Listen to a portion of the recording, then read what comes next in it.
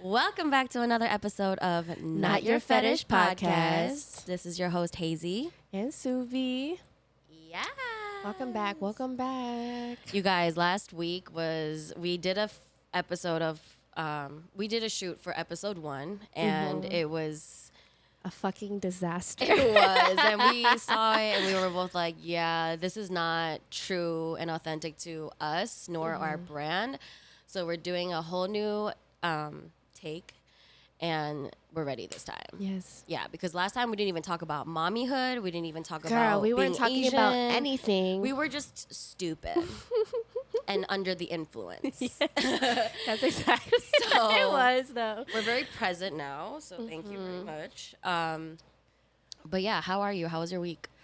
My week has been pretty... What's today? Today's Thursday. Wow. I know. My week has been good. I feel like I was telling you earlier, my family has been kind of suffering on the health end of things. So it's been a lot of like nurturing back to health in my house. My son, Makiro, he is in this stage of just like tantrums. Tantrums on tantrums on tantrums. A lot of no, a lot of screaming, a lot of just overreaction. Let me not call them overreactions, because I feel like in his world, he's reacting how he needs to react. So I've been kind of just like struggling on figuring out how I can diffuse this, because I just can't handle it anymore. It definitely is a test of patience. And it's super triggering. Yeah. Because I want to respond like my immigrant mom. Exactly. Or just like leaving him in a room, like, you know, just like not paying attention to him, not giving him the attention. And like to a certain extent, yes, not giving the tantrum attention, but giving him attention at the same time. So it's like not feeding the negative parts, but like keep like trying to validate his emotions, but being like, there's a better way to communicate when you're upset. For example, on the way here, he had like a cheesecake roll from Paris Baguette, and it's like in the plastic wrap, and he wanted it. Instead of asking someone to open it for him, he's like in the back seat, like just like so frustrated. Aww. And I had to explain, like, you know, just ask mommy for help. Can you ask mommy for help and just say, help me, please? You know. So that's how I've been. Yeah. But what about you? Girl, I am tired, like I said, for the 100th time. Me and Vince are both running on low hours, on little hours, on very small. We're tired, bitch. I'm tired. I can't even speak English. Me neither. But, yeah, but other than being tired, I feel good. Just been working because next week we're going to go travel. So I want to like stack up on money and try to like, yeah, so you can enjoy your vacation. yeah. I'm very excited because we've never seen Vince's family, nor have I ever been to Tampa before. So I'm so excited. Get that humidity. Period. I've been needing That's that. LA? Yes, dry. I've never had dry skin in my life. Right, until we came here. But I'm also not excited for the mosquitoes because, you know, our blood. Rosemary. Yes. It's a natural repellent. I need to remember these things. We're like traveling with a baby for the first time too. So we're like looking up everything, like what to check in and all that stuff. Thankfully, I think we're going to fly at nighttime, like late night. So hopefully he'll be asleep. But just we're going to go that through bottle ready. Right. Have it ready. Yeah, we have to. But other than that, I'm really excited to be here. Yeah. I'm excited that we're filming this finally, and we're not like, you know, just rambling things on. But yeah, last week, the main topics that we wanted to touch upon, other than the fact that this platform was made, right, for us to really continue our legacy or build our legacy, and then also to put up a platform for other artists and for ourselves and mothers, parents, right? Yeah. Just including all these people that we're a part of. And the most important part was the mommy part, and we left that out last week. We totally missed the fucking ball. Like, The ball was here. Right. We were over here. Right. Well, at least you touched a little bit on the whole, you know, taking care of a toddler now. Like you're in a whole new phase. Congrats to you weaning off fully, breastfeeding. Thank It's you. after 2 years, girl. It's definitely been a journey with that. Like, he still asks for it. If he sees me getting changed and, like, he sees a boob, he'll be like, boobie? Yeah. But he doesn't fight it anymore, which is Right. nice. Like I said, I never thought. Well, congrats to you. You still pumping and going and Yeah. giving that breast milk. I know, but starting June, I'm going to probably stop. Gradually, you know, maybe like pump once a day or something. Yeah. But I like, mean, you're feeding him solids now. So. yeah, we're feeding him solids, and I don't have time to pump at work, so I'm just constantly like engorged, and then I have to pump again, and then you know what I mean. Like it's just, I think it's time. Like my Yeah. time schedule is not working out, and he's eating solids, so like it's time. Yeah. So I'm very excited about that because pumping, Yes, you're going to get your body back. yes, I waited 2 years. And I know. It's so liberating. Like, once you fully, because I feel like after pregnancy, you don't get your body back until so much later down the line in postpartum. Right. And for Ugh. every mom, it's different. You know what I mean? Right. But yeah. You know, I've been telling you that I've been losing a lot of hair. I'm still losing a lot of hair, and sometimes, like one time I had a dream that my head was bald because I'm stressing about the fact. I know it doesn't help to stress, but like it's my hair, you know? I'm trying to think about the fact that like I grew so much extra hair during my pregnancy that I'm just shedding all of those that I didn't have before. But it's so hard when so much hair comes out, you know? And I'm just like, You can't even tell. it'll be back. It's going to come back. Yeah. It always grows back. Yeah. You've never had an issue with your hair not growing. So, It's just been, I've never had any other like postpartum, like I didn't struggle so much postpartum wise. Like, I mean, I've definitely experienced, you know, baby blues, natural stuff, but I never felt like anxiety because of postpartum, like something that I cannot control. You know what I mean? So yeah, that's something that's new for me, but I guess people experience postpartum in different ways, and Yeah, for me, it's sure. hair. My hair is like falling off, and my dad is bald. You guys, like, you're not going to be bald. bald. And even if you wear their wigs, they're really good lace fronts. As long as you gotta love me forever, you gotta look at me. Shout out to Vince. He said he'll get me a wig. that real good. Shout out to the wig subscription though. Not subscription. Sponsorship. Yes, we're trying to get sponsorships for wigs in case I'm bald for the future. Stay ready so you don't gotta get ready. Period. I was just saying that today. I'm trying to switch all my US dollars into a different fucking currency because I'm trying to, I'm staying ready, not getting ready. Yeah. When that ball drops, I'm going to be out. International mommy. Like, bye. Okay, but also speaking of staying ready though, this is totally off topic, but have you been keeping up with this new drug called xylazine that's out in the streets that's also being laced in fentanyl? But it's a drug. It's basically a horse tranquilizer that's being laced into a lot of drugs out here in the streets, obviously targeting the homeless people. And it rots your skin from the inside out. Your skin and blood vein and organs. And when you see pictures of people, it's literally zombie. Like they look unalive. Like they look, It's giving Last of Us. yeah. So like, bitch, I'm already thinking about ways. Like, how do I, you know, like just ways, because like we really think about it. We live close to downtown and stuff. I'm just thinking, I was talking about this to Vince. I'm just thinking, if there's a zombie that's charging at me, like how do I decapitate his ass? You know, like Yeah. you gotta carry a katana on you. I gotta do something. I gotta do something. Girl, you gotta keep that blicky. My blicky. Up on the dresser. You know Is that this one? like a TikTok. TikTok? Damn, how do you watch TikTok and not know all of these things? Okay, don't hate on my timeline. Okay, mine is just like all about mukbangs, and mine. Shout out to Tiny. That's all I follow. Southeast Asian baddie. Period. I want to eat your katil.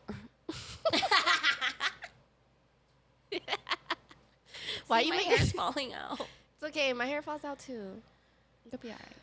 Anyways, Anyways, let's get into the name of the podcast, Not Your Fetish, because I feel Yes. like this is like a super important introduction to our whole podcast because obviously it is the umbrella name.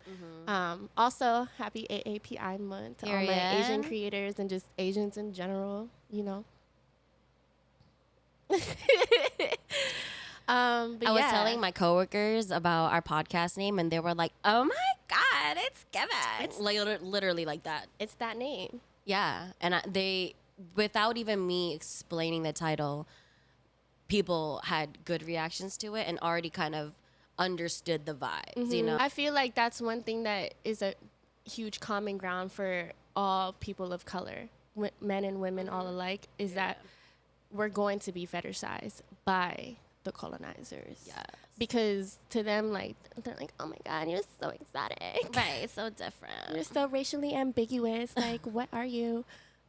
So weird. Anyways, what is not your fetish for you? Like, when I first brought up that name, what was it that stuck for you, you know? Well, you know, I love statements. I love a strong statement. And I think that's why I was like, yep, that's it, you know? We were brainstorming a lot of names, but I think this one stuck out because it's just such a powerful, like, the word, like, fetish is also very kind of taboo still. So, like, to have that, it was like, I don't know. It was just very like a courageous, like brave thing. And then also wanting to make a statement on the fact that like, I know as an Asian woman, I can only speak from my experience. I know what it's like to be fetishized in that sense, you know, and that's something I want to talk about. And then also because we want to have a platform for other people, including all people of color. So I felt like that was very on brand to you and me starting from Boston days when we were throwing art shows, you know? We were just always very strong and confident in vocalizing the fact that we are not just items. We are not just submissive people that people know of Asian people as, you know? And I don't know what it's like to walk as an Asian man, but as an Asian woman, it's like, I don't know, I felt like even smaller. You know what I mean? In some sense. So that's just always been, you know, the way I presented myself. And then when you and I became friends, we got deeper because let's talk about how people think we're sisters all the time. All the time. Even All till this the day, time. they would get us mixed up when we don't even look alike. Honey, we're not from the same country. Right. We're not even So- the same height. Like, there's like a good like 5-inch difference. Okay, no. Okay, no. Okay, maybe like 4. Okay, right. I'm 5'3". Okay. I was like, okay, no.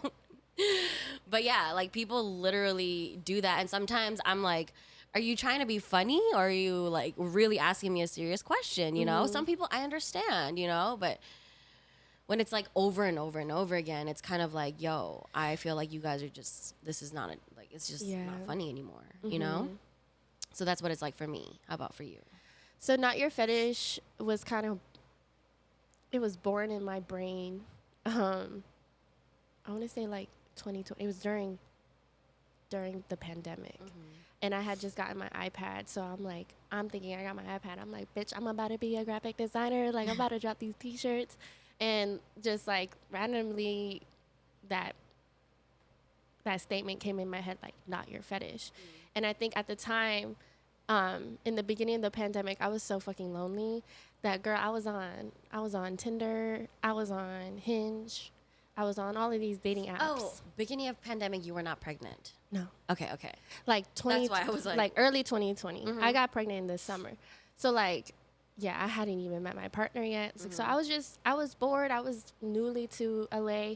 And so like I was just talking to all of these different people and left and right I was being fetishized. Like through these dating apps, and I was just like, bro, I'm not your fetish. And like Right. it's stuck. I put it on a t-shirt. I like played around with it. I sent it to my sister like, yo, would you wear this? I was looking on the internet like, does anybody have this trademark? Like, am I gonna get in trouble? But nothing kind of came from it, but I still kept it because I'm like, I feel like I'm gonna do something with this and I don't know what it is yet. And so when we talked about the podcast, I was like, I was like going through like my old sketches and I was like, that would be kind of cool. And like what that statement means for me, obviously, is the same thing. Like, I've been fetishized since I can remember, like as a little girl, Right. you know, and just like having weird people come up to me, like random people coming up to me being like, I heard Asian girls have tight pussies. Like, or have you heard the sideways yeah, pussies one? like I what was the like, fuck? And then like, do I? people would always like message me and think it would be flattering, being like, "Oh, I want you to be my first Asian girl." Like, your first what? Like, I'm not an item. You know what I mean? So, my whole life, and I think I want to touch back on like what you were saying, like this whole box that we're put in, that we're like submissive, and that we're quiet, and that we aren't opinionated, and that we aren't outwardly spoken. I feel like that's always kind of fucked with me, because in my home, growing up with my parents, like they wanted me to be quiet. Like they wanted me to only speak when spoken to. So a lot of times, like I think that's where a lot of my teen angst came from, was like constantly being put in this box in the outside world, but then in my own home as well. Like it was almost like, be quiet, and be respectful. And so I think submissive was synonymous with being respectful, and I didn't know how I felt about that for a really long time. But I think there's a difference between being submissive and then being like repressed, right? And like I think you were repressed as a child, which is why there's a lot of like, even when you said when we started this podcast, I have a different reason than you. Mine was because I don't want to be misunderstood. Like that's just my journey, right? And yours was you want to be heard, you know? And I think that's why you felt that way, because the younger self of you was just always repressed. Because submission is like, I think of submission as a choice from that person. Like I choose to be submissive to somebody. No one can make me submissive. Right. You know what I mean? Like that word is like used all sorts of wrong. So yeah. I also wanted to, I had talked to you about this, but earlier this week I was at a restaurant, and like I said, my partner has been sick, so he had like food poisoning. We didn't know at the time it was food poisoning, but we were walking around Venice, and we just had to stop at a place where he could have a bathroom readily available for him. And so we stopped at this random spot. Like we sat at like a communal table, and there was I don't want to call them a couple. They might have been on a date, but I was so close to them that I could hear their conversation. And the woman was telling this man like about the genetics that she prefers in a man. And then like he kind of was like, like, what do you mean? And Shorty was really like, you know, just for example, I'm not attracted to Asian men. And her reasoning behind not being attracted to Asian men is because she thinks of them as soft and feminine. Right. And just like she's not sexually attracted to them. And I feel like that statement is so deeply rooted in emasculation of Asian men. Yes. In Western culture. And like, it was just so crazy because as she's saying that, like, I don't resonate with that statement, because all of the Asian men that I know are toxic masculinity. Like, very much like misogynistic, like, bitch, go make me a sandwich type, you know, masculine. So like, I just was like, what type of Asian men are you dealing with? Right. Because honey, that's not the ones that I was dealing with. Right. Just because all the Asian men that you've encountered, maybe that you have like a pre-notion, right, of it, maybe that person's experience was with like immigrant parents who cannot, like, you know, there's a language barrier. So that's why, you know, in our parents' cases, they choose to not like converse with people, you know? But that doesn't mean that they're like like Soft. yeah, or not respectable in any way. Like that respect is all the most important thing in Asian cultures. I feel like honestly what she was trying to get at, because she was just like so, and I'm sorry to this woman for eavesdropping on your conversation, but she was just really explaining how she prefers, like, and this was like a white woman, mind you. I know that that doesn't really matter, but it's some sort, like, it does kind of Yeah. matter pertaining to this, because she was like just so stuck on like African genetics. Like that's what she was doing. So she was fetishizing black men to a black man right in front of her. And I think that's what made me really uncomfortable, was that she was fetishizing somebody without even realize she was doing it. And as she was doing it, she was emasculating a whole other group of men. Right. And it's just like, Talk about like wow. Yes. That's a talent, miss. yeah. And I was How just, do you I was do so that? blown away. And it really kind of like reinforced the podcast for me. Like, Right. oh, we need to talk about this, because I think a lot of times people don't even realize they're fetishizing a group of people. Right. And how offensive it is. Yeah. And how like we were already born into that. So to have that sensitivity to us, like it's, and then even our children are fetishized. Our children, the fact that they're mixed race, you know what I mean? They're even furthermore, they're going to be fetishized as they grow up, Right. because they're mixed. Right. And there are people out there who have babies with with black men because they want mixed babies. Right. That's so fucked. That's weird. That's so weird. All sorts of fetishization is like It's just wrong. it's giving wrong, it's giving ill, it's giving stop it. Knock it off. Stop. We're not your fetish. Not your fetish. And that doesn't only pertain to us. It's for everybody. Yeah. I feel like everybody can relate to that, Yeah. especially people of color. But especially like really implementing like, I'm not your fetish. I wasn't placed on this earth to fulfill your fetish. Right. I was placed on this earth because I have a journey to fulfill. Like I have my own gifts and purpose. So it's just like, it's reclaiming that, you know what I mean? I think we're reclaiming that with our podcast.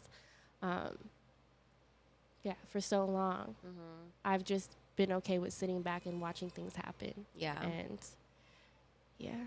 So my question is, was there a certain point in your life, or do you remember at what age when you decided like, I'm not your fetish and that's it?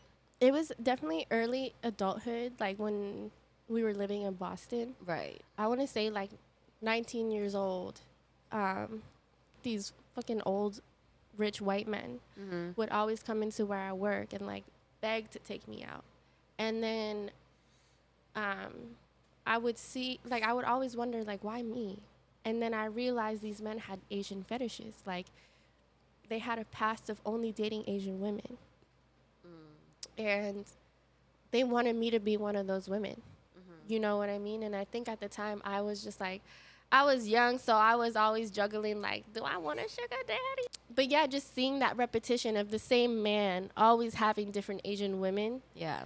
on his arms, it bothered me and it irked me, because I was like, oh, you thought I was going to just be in your rotation. Like, you weren't even treating me like a human being. You were seeking me out to fulfill a fetish. And I think that was when I really woke up to it, was when, I was a young woman. Right. And it happened a lot in high school, but I was one of the only Asian kids in my high school. And so I felt like a lot of my experience wasn't easily validated because I had nobody else to kind of compare and contrast to. And it was a lot of just like white kids, Right. white, sheltered, suburban kids, you know, and I wanted to fit in so bad. So all of the fetishizations kind of went under the rug, and I brushed it off like, oh, they're just joking, or like they're just being funny. Right.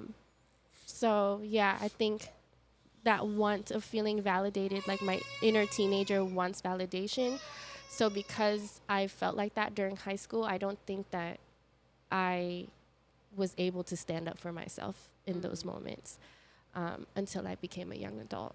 Right. I feel I'm the same way too. I think even when I was younger, I was fetishized, but in a different sense. I think that fetish was just more like it was more bullying for being Asian, but it was still nitpicking the fact that I'm Asian, you know, and I was being like harassed in different ways. And then when I entered my womanhood and, you know, I started growing titties. I started like, you know, having something, you know, more like women like and men started seeing it became like more a sexualized version. But it was still I was still a very young girl. I was also a teenager too. But when I moved to Boston, you know, my mom, I was very like, you know, she tried to shelter me a lot, which made me run from her a lot. So I was very excited to go to college in Boston. And when I went to Boston, it was when I was like, you know what? All these like suppression of being home and sheltered it was unleashed. And I just went wild. Crazy. Yeah, I just let myself go. The second year, I mean, the first year you experienced that, I wasn't there. But the second year we experienced it together. Yeah. And I think, honestly, once I became friends with you, like, we could talk about this because I feel like we have such, like, a yin and yang. We always talk about it. Like, we balance each other out. And I think, like, because I was so, like, not outspoken as a teenager and I was friends with someone like you who was, like, so outspoken, it like I was like, oh, like I could be like that too. And like you taught me how to do that. Like you taught me to be like, shut the fuck up. Like, don't talk to me. Who the freak are you talking to? You know what I mean? Like, I'm gonna dance on this table and you're gonna watch me dance on this table. Period. Don't talk to me, you ugly. Like you smell. But it just like us really going through these walks of life together and like even at these parties, like us being fetishized by these white men. Perverts. It's always white men, like always saying some not weird always shit. white men. Not always all white men. For me, it was different too. Like I feel like we were both. You know, we were fetish. Yeah. Every Oh my God. culture. Arab men. Are you joking me? They like, but they did it in the closet. Like they were like, I'm not gonna show everybody. Hispanic men. Hey, mommy, I'm not your mommy. I'm your Luna, fucking older sister. The fuck. But you know what I mean? Like it's just like it was all different types. So like it wasn't just white men, but they have this weird like. It's a weird thing with white men and Asian women. It's just different. Thing. I feel like white men fetishize in different ways. It does. I mean, they do. It's honestly a little bit more offensive in my opinion. I feel like other cultures, I don't know. I don't know why when I feel like a white man does it, it's more offensive. It just is to me. I'm sorry. I'm sorry to you white men. But not. Because my first experience of any type of, you know, like even me knowing that I'm Asian, like we know we're Asian, right? But like for some reason in America, it's like you have to know you're Asian. Like it's I think weird. it's so right because we're put in this box of like the model person of color. You know what I'm saying? And I think a lot of times because of the way Asian cultures have adapted to westernized culture and how they honestly view it as something that is so superior, that's where a lot of it is rooted because there are a lot of Asian people who literally like hate themselves and they want to be white men or like, you know, they want to please the white man. And it almost is like culture erasure. You know? For sure. So I think we see that side, and it wasn't easy. I feel like seeing somebody proud to be Asian and proud of their culture, I didn't see that a lot. But let's talk about how this podcast, right? Like we're able to do this now in 2023 after all these people, all these Asian people paved a way for us. Like, we are taking over Yes. like Western media, music, And I love it. I love it too. Like, I feel like it's been years since the whole continent of Asia was trying to break through Western media, right? And like we were trying to go into Hollywood. Like, we have a whole market out there. So much money because we have so much more people, okay? But like it just never broke through American pop culture. And I feel like we finally did. Now, I don't think that it's justified fully, but I think we're doing better. Like when music first blew up with BTS, I always said that K-pop there's a history and there's OGs and stuff, and those people were just J-Park. totally erased. Shout out to J Park, shout out to Big Bang, shout out to Shinhwa, Taeyang. Was it? shout out to God. Like, y'all don't even know, okay? Shout out to Pink. Okay, anyways, yeah, but shout out to BTS too. But at the same time, it's like there was just a whole, you know, generation and generations of people before them. I think it's so cool how like my nieces and nephews now can grow up in this K-pop movement and like really see, even though like we're not Korean, like they still see Asian people like in the media that is outside of Asia. Right. Because I mean, you know that video of Bretman Rock being like, you know, I want to say that I never saw myself on TV, but my parents watched the Filipino channel. Yes. Like same here, like my Me parents too. watched all the Thai channels, like Thai news channel. They watched all the Thai dramas. So it's like I've obviously seen people like that look like me on the TV screen, but I was like, I have to do it differently. Like I can't be no Thai pop star because I'm not born and raised in Thailand. You know, I barely speak the language. Like, so it's just cool to see. Like, I'm really proud of us for being here and making space for ourselves in this world, and in entertainment and as artists, because now I see the community and I feel it, and I think it's really dope. Like even Lao people, like I feel like Lao people themselves, we've never seen any of Lao people on the big screen. Like we've seen Japanese, Korean, Chinese, yeah. Like obviously like Bruce Lee, Jackie Chan, like we're not gonna act like they don't exist, but for Lao people, like I feel like just now they're making a break in media, and it makes me so proud. Like I cry every single time because that's just the type of person I am. But like they have this whole festival. It's called Sabaidi Fest, and it's like just this beautiful festival of Southeast Asians putting on for each other creatively. And I just love that for my community because I never thought I would see the day where we're breaking into the creative world as proud Lao Americans, you know?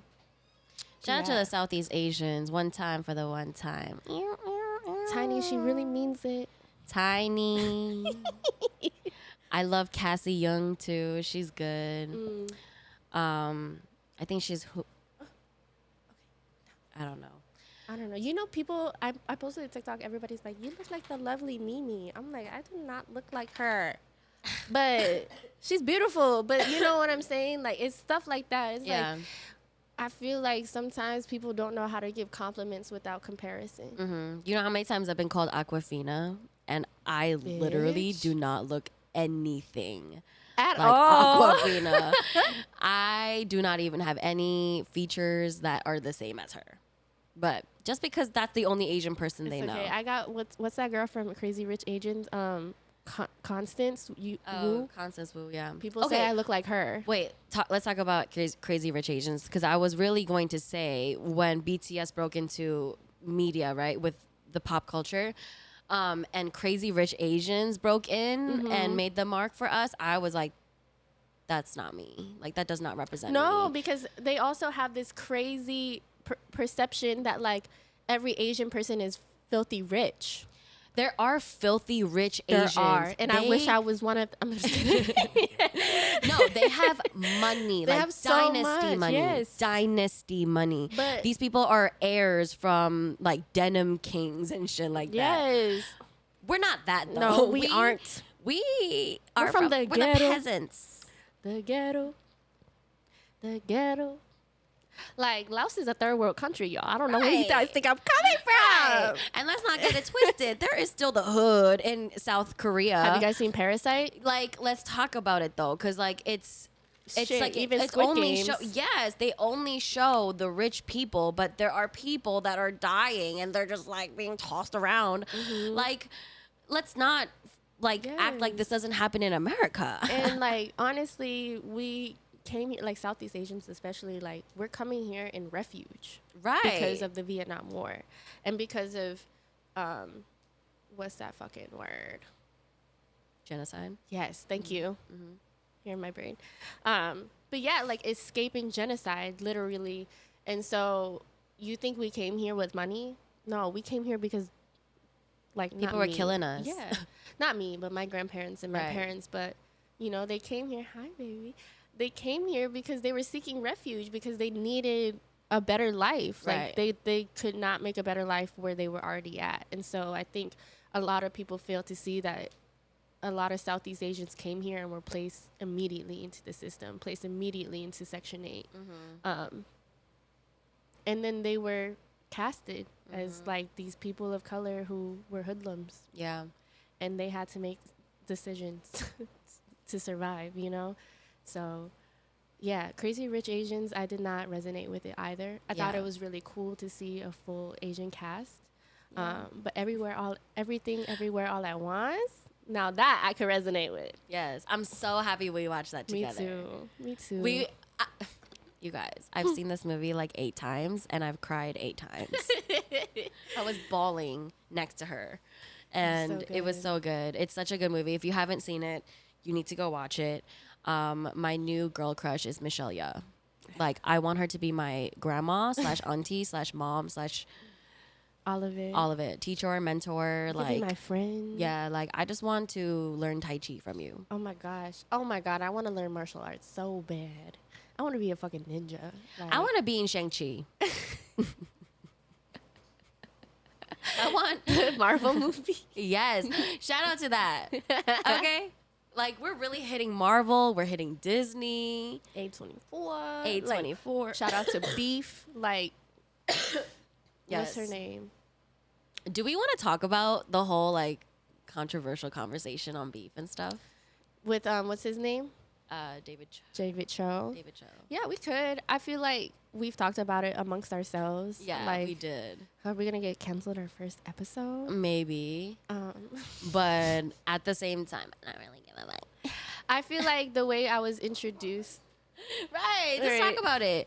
Honestly, Yeah. come on now, right? Yeah, we could talk about it for sure. I feel like the way I was introduced to David Cho was the Cho Show, and Amazing. like it was an incredible show. And I feel like he really talked about very, very vulnerably spoke up about his sexual abuse, his sexual addiction, his addiction to porn, mental health, all of that. And so for him to have made that comment way back when, 2013 he made it? I don't fucking know. Something like that. Like, clearly, I'm not justifying what he says, but like he has spoken up enough about it to like show that he was not in the best headspace when it came to anything sexual. Like his boundaries and his idealism on sexual encounters were very skewed. And so for him to say those types of remarks, I don't know him. So, but it didn't offend me because I knew his backstory prior hearing about the comments that Right. he made. That's just me. I don't believe in cancel culture. I think people fuck up. We're humans. I think cancel culture is fucking dumb. And it's very sheep mindset, like groupthink. And I just don't agree with groupthink. I have my own opinions. And like I said, I don't know this man, so I can't cancel him. But I think that he's creatively very talented. And that's my take on that. Yeah, I agree. I think if you really like watch enough about him, I guess, or know enough about him, none of us know him, but like if you even watch the Cho show itself, right? It's just like I'm not surprised that those words came out of that man's mouth and that he acted that way, you know? And I'm not saying it's right at all either. It's actually really mortifying, but at the same time, it's kind of like I feel the same way. Like people fuck up, and he was clearly like not in the right like space at the time too. And I just don't think that when people win, I hate that people dig up stuff, like dig up dirt on stuff when people win. You know, like I think these things were silent for how long? Like this situation was silent for how long? But once beef did really well, it started like people started targeting him because of that, you know, and then targeting Steven Yeun and then what's her name, Ali Wong too. It's like people want association. Yeah, people just want a reason to go pick at someone, to bully somebody, to just blame somebody because people can't They don't like to live see with other people win. themselves. That too, but I feel like people just don't want to live with the fact that they also like this is the reflection of their darkness within them. You know what I mean? And so Talk that like, shit, sis. come on now, like just because you are triggered by something, you know, like You gotta look within and understand why you triggered. Like Right. why is this triggering you? right, It's something that you gotta period. work on because otherwise, like you wouldn't get that type of reaction. Exactly. It's always the people that was triggered the most. It's always like, well, are you weird? Like, are Right. you thinking that And stuff? it's like honestly, like to be very candid, like we both had our own experiences in sexual assault, and so we're not speaking on this lightly. You know what I mean? We don't take sexual assault lightly, and but I think, given the circumstances that he has been through, obviously, if you're assaulted, like how many? Well, I don't know the percentage, like the real statistics, but like you will abuse somebody else because of Right. that, and for him, it happened at such a young age. You know what I mean? So, like I said, I'm not justifying, but was I surprised? No. Am I going to cancel him because of it? Probably not. But if It you doesn't do- affect me, It doesn't to be affect me. honest. Honestly, it doesn't. It doesn't. And sorry to that woman that he sexually assaulted. Right. You know, he admitted it himself. So I hope, you know, they have both found peace in that. We had to find peace in our sexual assault. So, But that had nothing to do with the success of beef. Okay, No, it like didn't. totally irrelevant. So it just didn't have to be brought up at all. at all. Yeah. I But- think, yeah, like I said, cancel culture is so sick. It is. Like, stop doing that to people. You be fucking, like, you guys want to fuck up people's livelihoods so bad. Yeah. And it's just weird. I was also talking about this with my coworker when we were talking about Jonathan Majors, you know, with Creed's success and how the whole scandal thing blew up too. And it's like, let these people win, you know? It's always the people in disguise that are just waiting to like bring these people down. And then the minute they're doing well, they're just like, oh, the first one to be on the Yeah. comment section being This like, person is a loser. Like, you're a loser. Like, you're a loser. Okay? Like you said, like, I just feel like this shit doesn't affect us. No. It doesn't affect me. It doesn't affect my child. And so I don't really give a fuck. Right. Period. We don't need to like give it more life. How was your Mother's Day? Oh, Mother's Day, I worked, but it was nice because I got my bag Yeah. and I was able to make other people happy. And then also I came home and I had a really nice Mother's Day. Thank you. Shout out to you. I was treated really well. It was really nice. That's so beautiful. Yeah, I can't wait for Siren to do stuff for me on Mother's Day though. Me too. Like, write me a card. Some woman was laughing because when we were walking out of Vaughn's, there was like all of these Mother's Day stuff, and I wanted to say it to my partner, but I said it to my son instead, and I was like, "What are you gonna get me for Mother's Day?" And this woman was laughing at me because I was like, "Makira, what are you gonna get mommy for Mother's Day?" And she started laughing, and I was just like, "Damn, I'm turning into my mom." Right. I'm over here like, Mom, stop expecting stuff from me. Right. Meanwhile, I'm like, Siren, what you gonna do? You gonna start paying bills? Like, what's happening? Man, honestly, like I never thought I was gonna get here, but like I really am one of those moms that I'm like, on Mother's Day, if you came out of my vagina, please just stay as far away from me as possible. Period. Can I just, I don't want to break. I just want to sleep. I just like, I'm ready for the day that I take an overnight trip.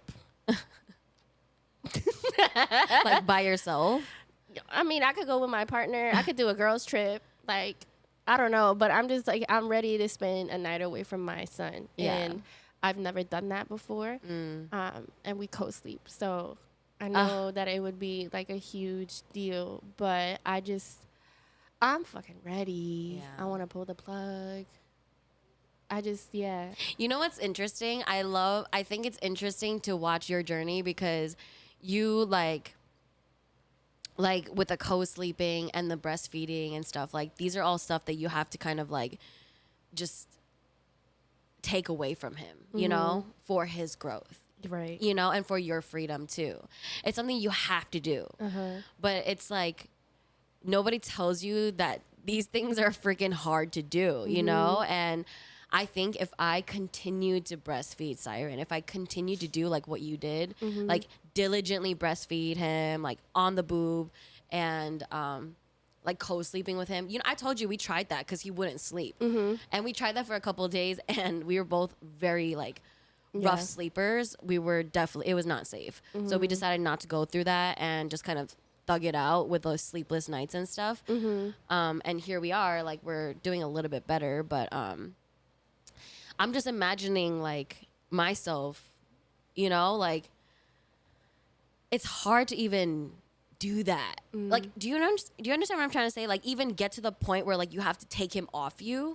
Like, Siren didn't want to be on my tit after like the third, fourth week because I didn't consistently do it. It was more the bottle that he was consistent with. So he was like, I don't even want your boob. Honestly, I forced that shit though because I know. That's what I'm saying. Right, Makiro didn't want to breastfeed. Like he was not latching. It took like 3 or 4 months for him to latch, but I did not give up. I was so persistent. Like you're gonna get on this fucking boob, and I don't even know what I was doing that for. I think I was just like, I was so tired of pumping and like being on a pump schedule that like, I was just like, it would be so much more convenient if I could just carry the source around and whenever he's hungry, he could just get on and get off. But I didn't realize how difficult it was going to be later down the journey to get him off and how hard it was for me. Right. And the way I did it, like, I don't recommend this to anybody. I mean, I had to do it this way because I had to do it this way. But I literally just decided one night, like, I'm fucking done. Yeah. And I looked at him and I was like, you're not getting it. And I dealt with, like, the screaming and the kicking and the crying. And later on, I did do, like, a little ritual with him or, like, a ceremony with him where I was like, okay, like, it was, like, I think after, like, 4 weeks of weaning, I looked at him and I was like, hey, you know, like, I'm sorry. I made that decision without you. And it was very difficult, but I needed to for my sanity. But for you, let's breastfeed one more last time and we'll say goodbye and we'll be done with it, you know? And I just had to do that for him because I felt so guilty of how I decided to wean him off.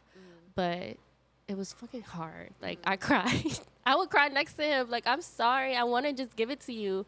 Because I want to give him everything, but I needed to reclaim myself back. Like, I needed my body back. I needed me to, like, and also my relationship with my son. Like, I wanted him to look at me more than just a food source, you know, or, like, comfort.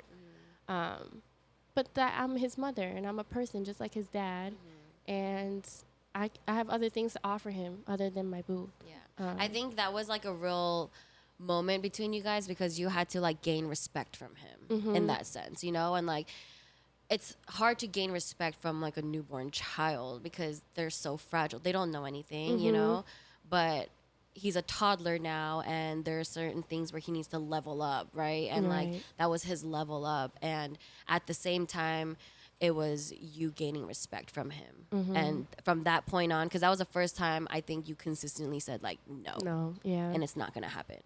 You just got to grow up. This is my word. I'm your mother. Right. Because before that, it wasn't like that, which is why this kid was always on the boob. I'm so glad that he's off the boob. You would see it, too. Like, everywhere we went, he was pulling on my shirt. I was mad at him, too. I was like, get off of her. You're flashing her boob, and I'm eating. What are you doing? We're in a restaurant, Makiro. And I just sat there. You just sat there like, this is my life. Yeah. And I was just like, okay, like he's hungry. And I didn't like at that point too, I was so desensitized to my tits being out in public that I just stopped giving a fuck. And I was just like out at fucking Korean restaurants, and all of these ajumas were looking at me like, what the fuck is this? You had your whole titty out. You were like, dude, this is just my life. Yeah, like talking to you, tits out, like acting like nothing's happening. Right. But yeah, I never was like, I don't know. I didn't care who I offended, I guess. Like, the only time I would be conscious of it was, like, if my parents were around or, I guess, like, if other men were around, I would never want to offend somebody's partner. So, like, yeah, that's when I would be like that. But at the same time, like, I whip them shits out everywhere. I was like, my baby's hungry. My baby's crying. Right. Like, anytime I needed to, and that was my manipulation with him too, because anytime he would be losing it, I'd be like, you want booty? Yeah. You want the It booty? would shut him right up. Yeah. That was like oh my gosh, that's what got us through plane rides. That's what got us through, like, I was taking Makiro to the movies. And, like, can you believe it? A toddler at the movies, he was just on my titty, though. Like, so now, like, I don't know how we would do at the movies because I don't got that distraction for him. Now he wants that lollipop. Now he wants that ice cream. He wants ice cream. He wants my phone. That's like immediately. If you want to get him to stop crying, you want to watch YouTube. He'd be like, yeah. Oh man. The gal gets so mad at me. I'm sorry, babe. He gets so mad at me. Like, you're gonna give him your phone? I'm like, I want him to shut up. I feel like he would do that. I'd be like, so he's gonna be like, he's watching again. If that shuts him up, Right? Like, that's I'm just how it's like, gonna be. fucking tired of him screaming. Like, please. I'm overstimulated. I know. Talking about overstimulation. Right. There's a lot of things that I'm learning about myself as a mom too. Like a lot of things that I thought that I was gonna be, and it was totally not that way. It's a job. It is, and you also get to know how you're built. You know, like how I told you I wanted to be fully breastfeeding. Nope. Nope. That is not my journey. That is not how I am built. I am not like that. So I did combo feeding, pumping. That worked for me just fine. Speaking of, I feel like we're on this topic of like feeding postpartum. I feel like that was one of the biggest feats to me when it came to my postpartum depression, was really figuring out how I was going to feed my child. And like I wanted to do breast milk, obviously, whether that was pumping or breastfeeding. But because I struggled in the beginning with lactation, you know what I mean? I don't know if I ever spoke to you about this, but I struggled a lot when my supply took a dip and I wasn't producing as much when I was overproducing before. So it was just all of these things that I kind of had to go through alone. Was so difficult. And I didn't want to feed Makiro formula, but we got to a point where like that was the only option that we had. And like honestly, they say breast is best, but fed is best. Period. And I was just so caught up in like what other people would think that it made me feel like I was inadequate as a mother. I was making selfish decisions that could potentially be hurting my baby. It was just so much on my plate, being the person who provided that for my baby. And I'm sure you could have felt this way too. But it's just like, I think that was like one of the hardest things for me postpartum. Like at first feeling like a fucking cow chained to my, because I didn't have the pump that you had. Like you couldn't kind of walk around with yours. Mine was plug in. Right. I sat there and I would sit there for 20 minutes not being able to do anything. And I was on a feeding schedule of like pumping every 2-3 hours. Yeah. And like, even like when I would go travel, like I would have to bring the manual pump and I'm sitting there like fucking getting arthritis pumping this shit, you know what I'm saying? And so like so much of my postpartum depression was so deeply rooted in breastfeeding. And I feel like now that I've gone through that, I'm so much more equipped to help other moms who who struggle with lactation, who struggle with the choice of how to feed their baby. Yeah. And making them feel like there's a safe space where, like, whatever you choose to do, you're a great mom. Right. And you need to make that decision for yourself, not for Right. your baby. Right. And that's the first, I feel like that's the first, test as a mother, is like how you feel when you choose what you choose, how to feed your baby, you Right. know? So yeah. I mean, you already know I called you the night after we came back from the hospital, and I thought I was feeding him the whole time because Siren was latching.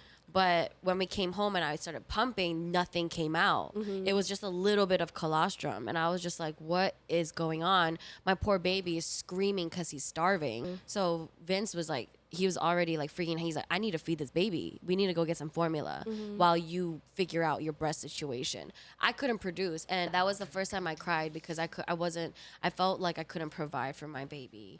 And also being forced with the decision to have formula when I wasn't ready for that, you know? Like, it was a lot for me because I was like, I had this certain like way of things I wanted to be as a mom, and then I'm not able to do it. It was just like, it was a lot. But then I had to make the decision that like, it's not about me right now, you know? It's about like feeding this child first. So like, we got that out of the way. And then after we did that and he was happy, I was like, shit, the only thing that matters to me is his happiness. So like, we're gonna continue to give him this formula Right. while I produce. And the next day you came over and we were massaging my titty and we were doing what we had to do, and I freaking produced 4 ounces each now. I'm trying not to produce. Right. Like, it hurts because I'm always like holding 5 hours, 6 hours. By the 6th hour, I'm like, oh God, it You're hurts. It starts lactating. stinging. Yeah. Yeah. Yeah. I remember when you asked me, like, how do I know when I need a pump? I'm like, you're gonna know. Like, Yep. You're gonna feel it. Yep. Like, that is a... You guys, this girl literally was massaging my boob from my armpit. Because I didn't know that the glands. the glands start from your armpit, and you're supposed to like express your boob, and then I should be a lactation counselor. you really should, because yeah, for real, because that for real, that I fed my child from that. So, Period. and also like a lot of things I didn't know, you know, about breastfeeding. Like, the more you do it, the more it'll You're gonna produce. Yeah, you just have to keep doing it. Not gonna lie, the first day or two with like the nipples, they're definitely gonna hurt. But get after chapped. a while though, Especially if it's you're constantly relieving. consistently pumping all the time, like, they get fucking chapped. Yeah. There was a point where like Mikira was breastfeeding so much that like my nipple was bleeding. Yeah. Because of how chapped it was. And the saliva dries your skin out, so it's just, it makes sense, you know? It's not fun what Definitely not. we have to go through, but Oh, we're yeah. doing it. We are. That's on growth. Period. That's on girl. But anyway, Yeah. we're gonna pull cards. Oh, we never pulled from this one. No. It's So- killing it. I know. So we are some spiritual mommies. Okay, we're always trying to get in touch with our ancestors, in touch with spirit, Yeah. spirit guides. So we'll be pulling cards at the end of every episode just to kind of, set the tone, Yes. get our message that we need, and yeah. So let's If start. you guys want to check, this is the Wisdom of the Oracle deck by Colette Baron Ray. This is Vince's deck, Oh yeah. but yeah. My deck's Do you Onyx, mind? get Do down. you mind? If anybody's interested in a dog, Get the freak out of here. we have one for free. She does not pay the bills, so we don't want her. She's cute. She's fully potty trained. I'm still over here trying to sell my dog. Oh my gosh. Jay, Look at come her. get your dog niece. Right. Shout out to Jay. Shout out to Jay. We were watching Love is Blind. Oh my gosh. Okay, so like now I kind of watched because I'm all caught up on like the Vanderpump gossip. Well, kind of from Stop. you. Like I know what happened. Have you but seen yesterday's episode? No, and I kind of want to watch it Bitch. We can watch it. because I It's see Tom crazy. Sandoval crying. Yo, he's a little... Okay. Tom Sandoval? You're disgusting. How dare you? Raquel, get out of here. You're canceled. Oh my God. Can't believe they do that. Right. Anyways, okay. Let's. Spread it. Spread that shit. Okay. Ooh. Bitch, what you get? I got yang. I got serendipity. Listen, if you got yin, I was gonna freak out. That would have been crazy. Right. But I've been in my like super fairy core, so like I don't know if you guys can see that. My friend, I was on on the phone today with my friend Leslie, and she was like asking me like, how do you go about like healing your inner child? And I was saying like I'm more so like focused on like my inner teenager right now because I'm realizing like that's the angst part of me. But one thing that I'm doing is like changing my style, like how I dress. And I'm like really tapping into like this like fairy, like ballerina core, like just feeling like a little fairy. Girly? Yeah, I love it. It's I just love like it. Stop. it gives maternal at the same time. Serendipity is 68. Okay. Opportunity allied with readiness. The awareness of synchronicity, luck, and good fortune appearing as signs and symbols, a magical alignment of events. The Oracle message. You stepped into alignment with the greater good where your genes and the collective dreams resonate in exquisite harmony. Now is the time for luck and preparation to meet and create miracles that you could have never had planned all by yourself. Period. Keep in mind that you are a channel of providence right now, as the higher energy uses you for a force on behalf of the whole world. Your fortune becomes everyone's fortune. Everything you bring into being now will leave wondrous legacy for others in the future. Your service to the world is being supported at this time. Expect the unexpected and smile, for the spirit loves you so very much. Aw, thank you, spirit. I really resonate with that because I feel like more than ever, I have finally surrendered to just being a fucking vessel. Yes. And like surrendering control just all to spirit and allowing my faith to really I take love the that. wheel. I love that. I love that. Thank you. I love when I'm in that energy too. Just like not trying to be in control. Like, Yeah, it is what it is. it is. I'm gonna take a picture. Mine is yang. Essential meaning. Oh my God, my dog's over there like. It's okay. It's a family home. Essential meanings: the masculine principle of movement and creative activity, the power to make things happen, taking action. That's crazy because I feel like I'm in my masculine energy. Like I really do because I think I've just been like hustling, like making money and like I'm just really trying to like go get it. Go get it. That's me. The Oracle's message: Yang represents the power of action, the energies that propel the world forward, and manifesting thought and desire into concrete form. Now is the perfect time to act, for you can easily build momentum and make headway. What you want will come to fruition if you proceed confidently. This card signifies new life and is a sure sign that obstacles have been overcome. There is no reason to hesitate. You are the shaper of your destiny now.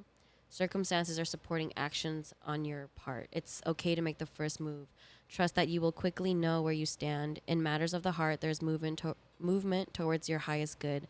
So go forth with assurance. Passion is in the air, and now is the time to dance to the tune of love. Take the lead. And there's so much more, but I'm not going to read because it's pretty much the same shit. I only read the first one. Yeah. This is definitely resonating with me, I feel too. like you're like, not to interject, but like watching you right now, like just from the outside, like you're coming off from this really feminine era of like pregnancy, motherhood, leaving your maternity leave and back into the workforce. So I feel like your masculine energy is now being balanced with your divine feminine, and it's really cool to see because you're going out and like getting that But at the same time, when you come home, you're in such harmony with your partner of like divine masculine and feminine. So love that for you. Yes, that was amazing. That's so true. That's very true. I feel very balanced with my feminine and masculine. And it's crazy because we always know that we're always walking in our masculine back then. But I feel like as we get older, we're just like letting the divine feminine live. I love that for us. Me too. All right, guys. Thank you for joining us for another episode of Not Your Fetish Podcast. Please share this episode with your friends and family. All of our socials will be linked below. And it's your girl, Sophie. And Hazy. Peace.